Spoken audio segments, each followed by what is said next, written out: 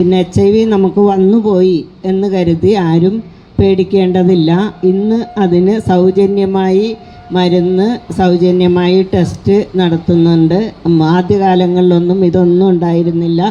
Medicine പോലും കിട്ടാതെ മരണപ്പെട്ടിരുന്നു ആദ്യകാലത്ത്.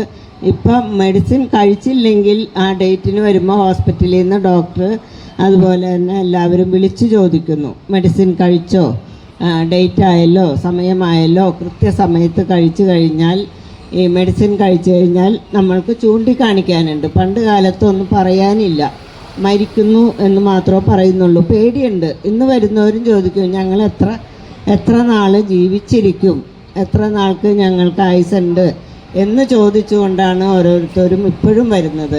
ഭയപ്പാട് മാറിയിട്ടില്ല ആളുകൾക്ക്. പക്ഷേ ഇന്നിപ്പോൾ ചൂണ്ടിക്കാണിക്കാനുണ്ട്. 30 കൊല്ലമായി ഈ മെഡിസിൻ കഴിക്കുന്നു, HIV ബാധിതനാണ്, യാതൊരുവിധ ആരോഗ്യ പ്രശ്നങ്ങളും ഈ മനുഷ്യന് ഇല്ല എന്ന് പറഞ്ഞ് ചൂണ്ടിക്കാണിച്ചു കൊടുക്കാൻ നമ്മളുടെ ഇടയിൽ മെമ്പർമാരുണ്ട്. അപ്പോൾ അതിൻ്റെ പേരിൽ വരുന്നവർക്ക് മനധൈര്യം കൊടുക്കാൻ സാധിക്കുന്നുണ്ട്. ഞങ്ങളെപ്പോലെയുള്ളവർ പറഞ്ഞ് കൗൺസിലിങ് കൊടുത്ത്, ചിലർ വന്ന വഴി എനിക്ക് നടക്കാൻ പോലും ആവതില്ലാതെ ആയിരിക്കുള്ളൂ ഹോസ്പിറ്റലിലേക്ക് വരുന്നത്.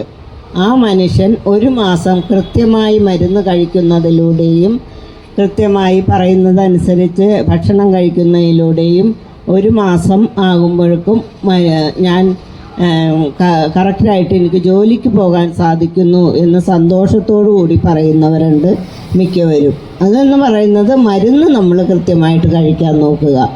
അതാണ് നമ്മൾ ആദ്യം ചെയ്യേണ്ടത്. അതുപോലെ തന്നെ മരുന്ന് കഴിക്കുമ്പോൾ ചോദിക്കും, മരുന്ന് മാത്രം കഴിച്ചാൽ മതിയോ? അതുപോരാ. അതേപോലെ തന്നെ ഭക്ഷണങ്ങളും കഴിക്കുക, ധാരാളം വെള്ളം കുടിക്കുക.